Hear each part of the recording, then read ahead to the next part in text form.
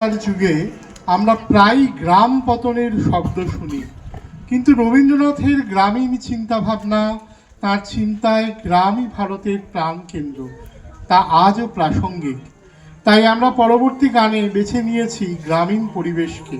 আমাদের পরবর্তী পরিবেশন গ্রাম ছাড়া ওই রাঙা মাটির পথ।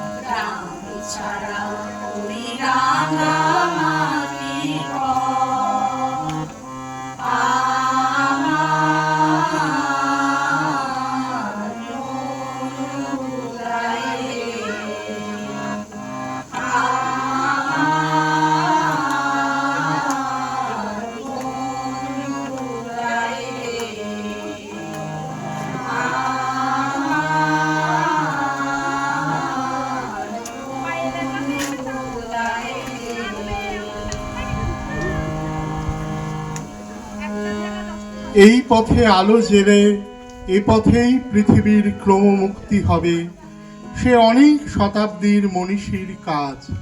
সেই সব মহামানবরাই আমাদের আলোকবর্তিকা, তাঁরাই দেখান পথের দিশা। আজ এই রবীন্দ্র স্মরণের প্রাক্কালে রবি ঠাকুরের সঙ্গে সকল মহামানবকে শ্রদ্ধা জ্ঞাপন করে আমাদের পরবর্তী নিবেদন ওই মহামানব আসে।